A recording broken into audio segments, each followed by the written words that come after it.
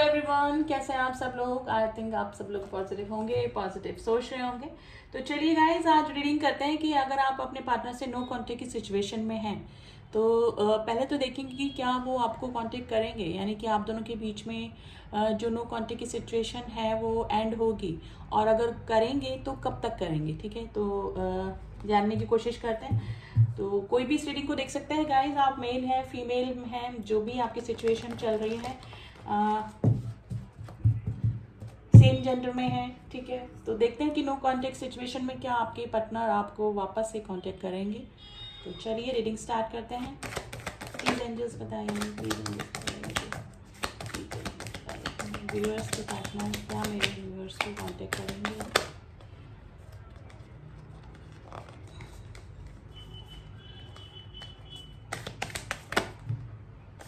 Cards आ गए हैं guys, night of wands की एनर्जी आई है बॉटम ऑफ द डेक। इसको हम साइड में रखते हैं, लेट्स सी।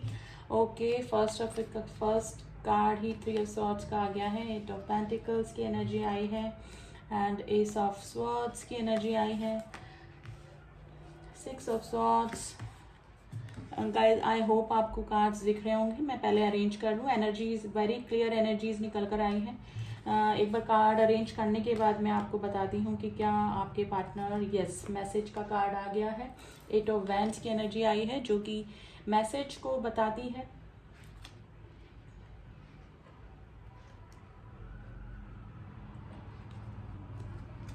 ओके, इसको हम यहाँ रखेंगे गाइज। इन कार्ड्स को हम क्लियर भी करेंगे, लेकिन मैं आपकी प्रेजेंट जो सिचुएशन है वो निकल कर आई है वो मैं आपको बता देती हूँ गाइज। ये जो पार्टनर है, इनकी वजह से आप काफ़ी हर्ट हुए हैं गाइज। आपका दिल टूटा है, या तो इस पर्सन ने आपको चीट किया है, घोस्ट किया है किसी थर्ड पार्टी के लिए। ठीक है, मे भी हो सकता है कि अभी आपने अपना पूरा ध्यान अपने काम में लगा दिया है। आपने अपना कोई जॉब स्टार्ट किया है, अपना कोई जॉब, न्यू पैशन, या अपनी हॉबी से रिलेटेड जो आप काफ़ी दिनों से करने की सोच रहे थे वो आपने स्टार्ट किया है। एस ऑफ स्वॉर्ड्स की एनर्जी आई है गाइज। ये पर्सन जो है, ये ही पर्सन आपको छोड़कर गए थे, यानी कि अगर कुछ सिचुएशन इस तरह से हो गई थी आप दोनों के बीच में, कुछ प्रॉब्लम्स आ गई थी कि आपका रिलेशनशिप एक इस कगार पे आ गया था कि आर या पार, तो इस पर्सन ने उस प्रॉब्लम को फेस करने की बजाय आपसे ही दूर जाना ठीक समझा। तो ये पर्सन जो है वो अब काफ़ी पछता रहे हैं। 9 ऑफ वैंड्स की एनर्जी आई है गाइज। अब इनको लग रहा है कि ये रिलेशनशिप एंड हो चुका है, अब इस रिलेशनशिप में कुछ भी नहीं हो सकता है, क्योंकि इतनी गलतियां इस पर्सन ने अपनी इस लाइफ में कर दी हैं, आपके इस रिलेशनशिप में कर दी हैं, कि अब इनको लग रहा है कि अब आप इस पर्सन को अपनी लाइफ में एक्सेप्ट करेंगे कि नहीं करेंगे। लेकिन ये पर्सन एक नई शुरुआत करना चाहते हैं, क्लियर करना चाहते हैं, और मे भी हो सकता है कि कुछ मैनिपुलेट करके आप कोई भी बताने की कोशिश करें कि आपको छोड़कर क्यों गए, वो स्थितियाँ इस तरह से बन गई थी, कुछ प्रॉब्लम्स आ गई थी, या कुछ भी इस तरह से आपको बोलकर वापस से आपको मैनिपुलेट करने की भी कोशिश करेंगे। लेकिन ये बातें कुछ क्लियर करना चाहते हैं गाइज, और मे भी हो सकता है कि आपको भी इस पर्सन से कुछ बातें क्लियर करनी है। किंग ऑफ पेंटिकल्स की एनर्जी आई है गाइज। मुझे लगता है कि काफ़ी सारे लोग या तो मैरिड पर्सन से डील कर रहे हैं, या फिर किसी ऐसे पर्सन से डील कर रहे हैं जो कि सोसाइटी में काफ़ी नाम इनका हो सकता है, या फिर काफ़ी वेल नोन ये पर्सन हो सकते हैं गाइज। कोई बिजनेसमैन या किसी हायर पोस्ट पे ये पर्सन हो सकते हैं गाइज। ये पर्सन आपको मैसेज करेंगे। 8 ऑफ वैंड्स की एनर्जी आई है जो कि सडन मैसेज, सडन कॉल या फिर कांटेक्ट में आने की सिचुएशन को बताता है। तो जैसे कि हमारा जो रीडिंग का टॉपिक था कि ये पर्सन आपको कांटेक्ट करेंगे नो कांटेक्ट की सिचुएशन में, तो यस डेफिनेटली ये पर्सन आपको कांटेक्ट करेंगे। नाइट ऑफ वैंड्स की एनर्जी आई है गाइज। या तो आपकी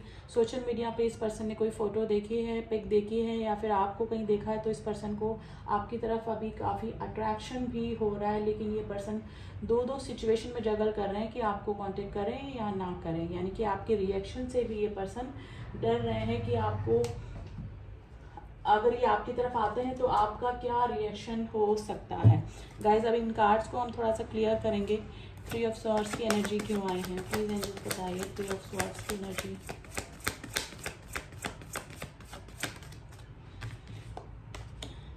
देखिए ये पर्सन को काफ़ी अब जाके इस पर्सन को रिग्रेट हो रहा है कि इस पर्सन ने आपको कितना हर्ट किया है, यानी कि आप इनकी वजह से आप कितना हर्ट हुए होंगे, ठीक है। इनको भी लग रहा है कि आप मे भी हो सकते हैं कि आप इस पर्सन को अपनी लाइफ में एक्सेप्ट ना करें, लेकिन ये सोच रहे हैं दो दो चीज़ों में, दो दो विचार इनके दिमाग में चल रहे हैं कि आपको कांटेक्ट करें, एक तरफ नहीं करें। ये वाली सिचुएशन इस पर्सन की चल रही है। 8 ऑफ पेंटिकल्स की एनर्जी क्यों आई है?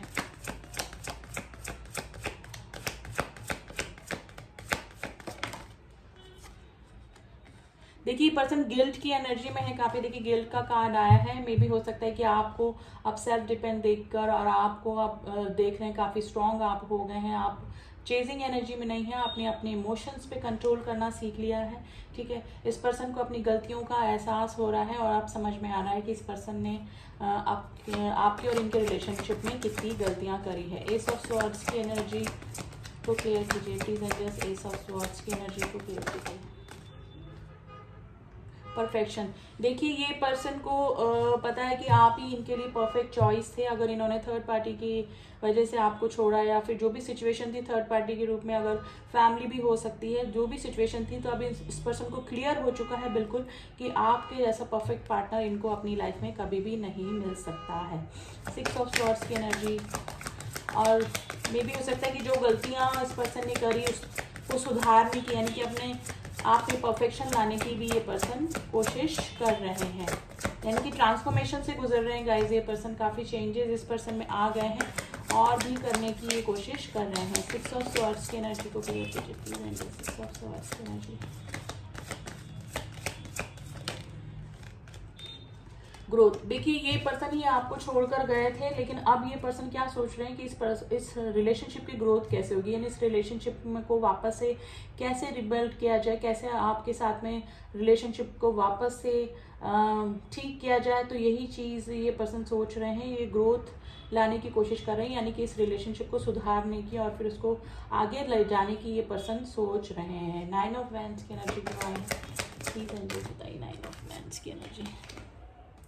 फॉरगिवनेस चाह रहे हैं गाइज, आपकी तरफ आने में इनको घबराहट हो रही है क्योंकि इनको लग रहा है कि इन्होंने एक अच्छे खासे रिलेशनशिप को अपनी गलतियों के चलते खराब कर दिया, ठीक है। तो इनको हिम्मत नहीं हो रही है आपकी तरफ आने की और आपसे फॉरगिवनेस सीख कर रहे हैं, यानी कि चाह रहे हैं कि आप इनको माफ कर दें।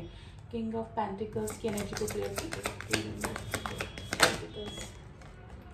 ग्रीफ। देखिए ये पर्सन जो भी सिचुएशन में है या फिर सोसाइटी फेयर इस पर्सन को हो सकता है, लेकिन काफ़ी दुखी ये पर्सन हो रहे हैं कि इन्होंने आपके साथ में फेयर डिसीजन नहीं लिए। काफ़ी परेशान हैं, जब भी अकेले बैठते होंगे फ्री टाइम में तभी आपके बारे में सोचते हैं और काफ़ी दुखी होते हैं कि ये पर्सन ने कैसा बिहेवियर आपके साथ में किया या फिर आपको घोस्ट किया, आपको हर्ट किया। तो ये चीज़ें सोच कर ये पर्सन काफ़ी दुखी हो जाते हैं। 8 ऑफ वैंड्स की एनर्जी को क्लियर करते हैं।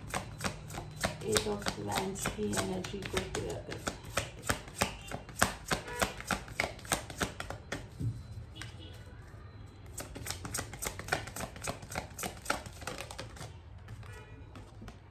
देखा आइसोलेशन की स्थिति में है ये पर्सन, यानी कि काम के सिलसिले में ये और लोगों से मिलते होंगे या फिर अपने आप को बिजी रखने की कोशिश करते होंगे, लेकिन ये देखा जाए तो काफ़ी लोनलीनेस फील कर रहे हैं, यानी कि अब ये थोड़ा सा सोसाइटी मतलब सोशल होने से भी बचते हैं, लेकिन काम के सिलसिले में इनको जाना होता होगा, सिर्फ उसी से रिलेटेड ही ये बाहर निकलते होंगे, ये लोगों से मिलते होंगे, ठीक है। अकेले बैठ के आपके बारे में काफ़ी सोचते हैं, इनको अवेकनिंग हो रही है। एक्चुअली ये कार्ड जो होता है आइसोलेशन का, ये अकेले बैठ के अपनी गलतियों का एहसास करना और अपनी गलतियां सुधारने की, कैसे सुधारा जाए ये चीज़ सोचने के लिए आइसोलेशन की स्थिति आती है, यानी कि सबसे दूर होकर ये पर्सन सिर्फ अभी आपके और इनके रिलेशनशिप में क्या इन्होंने गलतियां करी उसको कैसे सुधारा जाए यही चीज़ें सोच रहे हैं गाइज। एनलाइटमेंट, जैसे मैंने इनको बोला अभी आपको कि अवेकनिंग चल रही है, इनको एनलाइटमेंट हो रहा है और ये डिवाइन के थ्रू ही हो रहा है, या तो कुछ चीज़ें इस पर्सन की लाइफ में इस तरह से चल रही हैं जो कि इनको आपकी याद दिला रही है कि इन्होंने भी आपके साथ में ऐसा किया जिसकी वजह से